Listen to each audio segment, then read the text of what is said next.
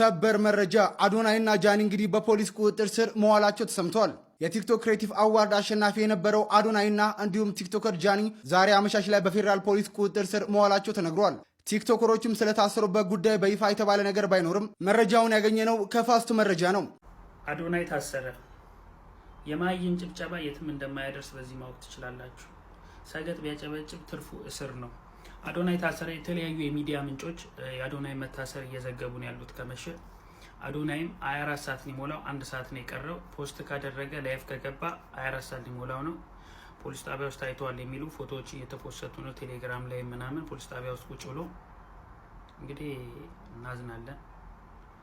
ብቻ ግን የተማረ ሰው ፎሎ ያርጋችሁ። ተከታዮቻችሁ ቢያንስ ከ10ኛ ክፍል በላይ ቢሆን ጥሩ ነው። የምሬን ነው እንዴ! በጣም ብዙ ሰገጥ እኮ አጨብጭቦ እኮ ነው ልጁን እስር ላይ ጣሉት። አዶናይን በተመለከተ ከዚህ በኋላ ቪዲዮ መስራት አልፈልግም።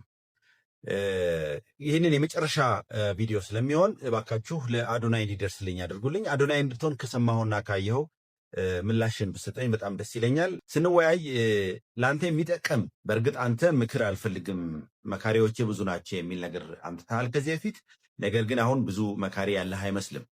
እየተደረጉ ያሉ ነገሮች ሲታዩ አንዳንድ ነጥቦችን ከእነሱ ጋር ያነሳናቸውን ነገሮች ልንገርህና ይህንን ብትሰማው ደስ ይለኛል ማለት ነው። አንደኛው የመጀመሪያው ነገር ምንድነው መሰለህ? ቁጥር 1 በተለይ የመጨረሻው ደግሞ በጣም ወሳኝ ነው። እሱንም አዳምጠው። የመጀመሪያው ቁጥር 1 እያንዳንዱ ለሚከሰቱ ነገሮች ሪያክት አታደርግ፣ ስሜታዊ አትሆን፣ ምላሽ አትስጥ። ይሄ የመጀመሪያው ነገር ነው። አንድ ሰው ከብዙ ዓመታት በፊት ፍየሉን በቁሟ ከነ ህይወቷ ቆዳዋን ይገፍና ወደ ገበያ ይዟት ይወጣል። ወደ ገበያ ይዟት ሲወጣ በጣም ህዝብ ሁሉ እንዴት ቆዳዋ የተገፈፈ ፍየል እየተንቀሳቀሰች ሜዳ ላይ እንዴት ገበያ ላይ እንዴት አየናት ብሎ የሀገሩ ህዝብ ሙሉ ከበበውና ያ ገበያው ላይ ያለው ማለት ነው ከበበውና ተመለከተው። ሚስቱን ሊያስተምር የፈለገው ነገር ስለነበር ነው ያንን ያደረገው ያ ገበሬ።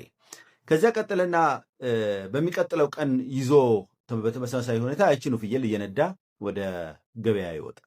ገበያ ሲወጣ ትናንትና ያዩ ሰዎች ትናንትናዋ ፍየል ነች ብለው ሲሉ አዳዲስ ያላዩ ሰዎች ደግሞ ግር ብለው መጥተው ተመለከቱ፣ ከበቡት፣ አዩ ማለት ነው።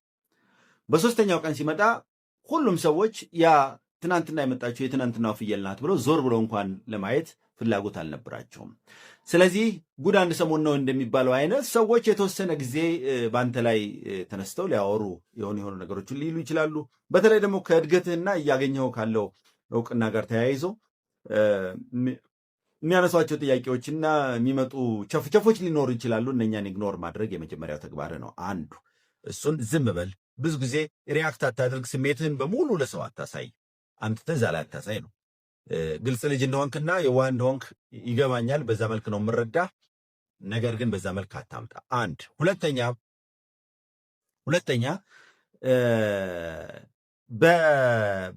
ለታላላቆች እየሰጠህ ያለው አክብሮት ጥሩ ነው።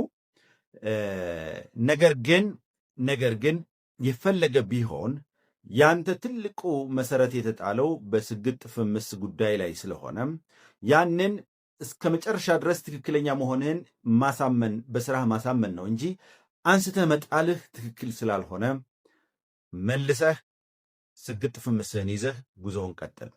ነገር ግን አሁን እየተነሱ ያሉት ነገሮች የሚረብሹና ሰላም የሚነሱ ከሆነ አሁን የደረስክበት የፎሎወር ብዛት በጣም ጥሩ ስለሆነ እና ብዙ ሰዎችም ስላወቁህ ከዚህ በኋላ የምትጨምረው የፎሎወር ቁጥር እንዲህ አድርሼው ነበር ማለት ካልሆነ በስተቀር ያንተን ስራ ለመስራት የሚያበቃ የፎሎወር ቁጥር አለ። ሰዎች ደግሞ የወደዱ ሲመጡ በራሳቸው ጊዜ ራሳቸው ፈልገው መጥተው ይከተሉሃል፣ ያዳምጡሃል፣ ያዩሃል ማለት ነው። ስለዚህ በየቀኑ እንደ በፊቱ ውሎህን፣ አዳርህን፣ ሁኔታዎችን የሚገጥሙህን የምታያቸውን ነገሮች ሁሉ ወደ ሚዲያ አታምጣ። እስቲ ለተወሰነ ጊዜ ዝም ማለት ከቻልክ ለተወሰነ ጊዜ ዝም በልና ነገሮችን በጥንቃቄ መርምር። ቀጣይ ስራዎችን አቅድ። ከጀርባ መሰራት የሚገባቸውን ስራዎች ስራ። ሶስተኛ አሁን በዚህ እውቅና ደረጃ ላይ ስትደርስ ብዙ ሰዎች ማስታወቂያ እንዲሰራላቸው ወይንም አንተን ተገና አድርገው በአንተ ውስጥ ሆነው ድርጅታቸውን ስራቸውንና አንዳንድ ነገሮቻቸውን ለማስተዋወቅ የሚፈልጉ ሰዎች በሽሚያ ወደ አንተ ሊመጡ ይችላሉ። አሁንም እነኝህን ሰዎች በጥሞናና በጥሞና መመልከት ያስፈልጋል። አንዳንዶች ትልልቅ ኩባንያዎች ሆነው ነገር ግን ሀገራቸውን የሚጎዱ ለሀገርና ለሕዝብ የማይጠቅም ስራ የሚሰሩ ኩባንያዎች ሊሆኑ ይችላሉ። የኩባንያዎቹን ማንነት የጀርባ ታሪካቸውንና ፍላጎታቸው ምን እንደሆነም ምን እየሰሩ እንዳሉ ይህን ማጤንም አንተም አታውቁም እንኳን ሌሎች ሰዎችን ማማከር ያስፈልጋል። የመጡ ኩባንያዎችን ሁሉ ከአንተ ጉዳይ ጋር አታያይዝ። አንተ ጋር አምጥተህ አታያይዝ። አንድ የቴሌቪዥን ጣቢያዎችና ሬዲዮ ጣቢያዎች እኮ ማስታወቂያ ሲሰሩ ማስታወቂያዎች አስነጋሪዎችን ይመረምራሉ። ገንዘብ ይዘው ስለመጡ ወይም የሚያጓጓ ቻሌንጅ ይዘው ስለመጡ ብቻ ተቀብለው አያስተናግዱም። የሚያደርጉት ምንድነው? ድርጅቶቹ ምንድናቸው? ህጋዊ ናቸው ወይ? ለሀገር ምን ያህል ጥቅም ያበረክታሉ? የትኞቹ ናቸው?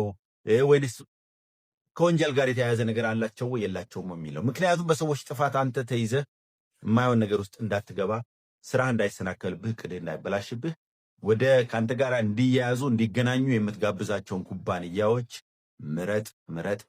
ልብ ብለህ ተመልከት። የመጡ ቻሌንጆችን ሁሉ አታስተናግድ። ሌላው ደግሞ በጎ አድራጎት በእርግጥ የብዙ ሰዎችን ልብ ይነካል።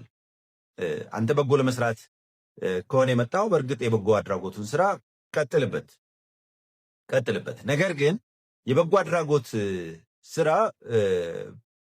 ባይትሰልፍ ጥሩ ሆኖ እያለ በራሱ ጥሩ ሆኖ እያለ ነገር ግን ለሀገር ደግሞ አንተ የተሻለ ነገር ማበርከት ትችላለህ። ሰርተህ የምታሰራ ትልልቅ የቢዝነስ ኩባንያዎችን የምታቋቁምና የምትመራ ሰው ልትሆን ትችላለህ ብዬ አስባለሁ።